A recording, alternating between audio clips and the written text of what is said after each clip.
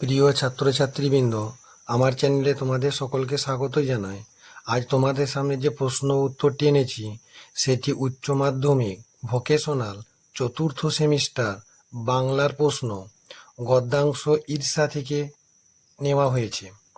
এই প্রশ্ন উত্তরগুলি প্রথম থেকে শেষ পর্যন্ত দেখার সাথে সাথে আমার চ্যানেলে নতুন হয়ে থাকলে চ্যানেলটিকে অবশ্যই সাবস্ক্রাইব করে দিও, কারণ অন্যান্য প্রশ্নগুলো তোমরা শর্ট ভিডিওর মাধ্যমে পেয়ে যাবে। দেখো, আজকের প্রশ্ন হলো, এত ভাবনা করছো কেন? বক্তা কে? বক্তা কাকে কোন প্রসঙ্গে কথা বলেছে? উক্তিটির মধ্য দিয়ে বক্তার চরিত্রে কোন দিকটি ফুটে উঠেছে? উত্তর দেখো, আধুনিক যুগের অসামান্য লেখিকা আশাপূর্ণা দেবী রচিত ঈর্ষা গল্পে বক্তা হলেন সুমন্তর বাবা সীমন্ত।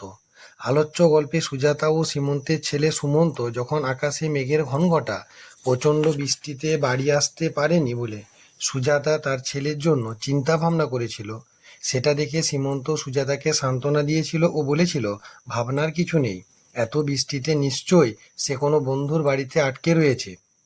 পরবর্তী প্যারা, প্রকৃতপক্ষে সীমন্ত শান্ত, সভ্য, নির্বিরোধী মানুষ, কারোর সঙ্গে উঁচু স্বরে কথা বলে না, মাতৃভক্তিতে অতুলনীয়।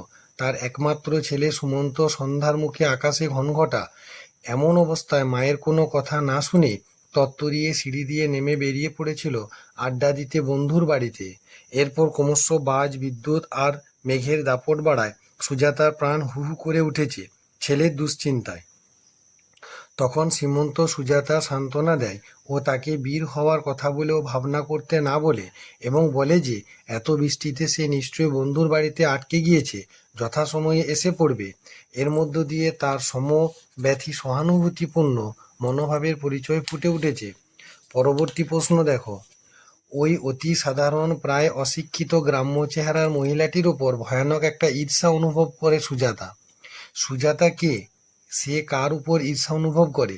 তার এমন অনুভূতির কারণ ঈর্ষা গল্প অনুসরণে বুঝিয়ে দাও। স্বনামধন্য লেখিকা আশাপূর্ণা দেবী রচিত ঈর্ষা গল্পে সুজাতা হলো সুমন্তের মা। সুজাতা তার শাশুড়ির ওপর ঈর্ষা অনুভব করে।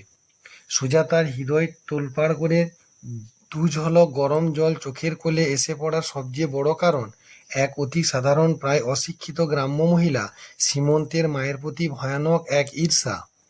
সীমন্তর মা অশিক্ষিত, সেকেলে ধরনের মানুষ। পাড়ার বাংলা মাধ্যম স্কুলে তিনি ছেলেকে পড়িয়েছেন এবং তাঁর ছেলে সভ্য, ভব্য, শান্ত, নির্বিরোধী ও মাতৃভক্তিতে অতুলনীয়। অন্যদিকে আধুনিকা সুজাতা নিজের ছেলে সুমন্তকে ইংরেজি মাধ্যম স্কুলে পড়াশোনা করাচ্ছে, কিন্তু কারো কথাই সে শোনে না, নিজের বাবা মাকে সম্মানটুকু দিতেও জানে না। সুজাতা লক্ষ্য করেছে সীমন্তর জীবনে তার মায়ের কি গভীর অপরিসীম প্রভাব। অন্যদিকে সে নিজে কোনো প্রভাবই ফেলতে পারেনি তার ছেলের উপর। মায়ের প্রতি সম্মান, শ্রদ্ধা, ভক্তি দেখানোর ক্ষেত্রে বাবা ছেলের মধ্যে কি বিরাট ব্যবধান। এই ব্যবধানই সুজাতাকে প্রচণ্ড ঈর্ষান্বিত করেছে তার শাশুড়ির প্রতি। সে কারণেই সুজাতার ভিতরটা তোলপাড় করে দু চোখের কোলে এসেছিল দু ঝলক গরম জল। সর্বোপরি সুজাতার মনে হয়েছিল অতি সাধারণ প্রায় অশিক্ষিত গ্রাম্য মহিলার কাছে সে নিজে পুরোপুরি পরাজিত হয়েছে। এই পরাজয়ের বেদনায় তার মনে ঈর্ষা সঞ্চার করেছিল।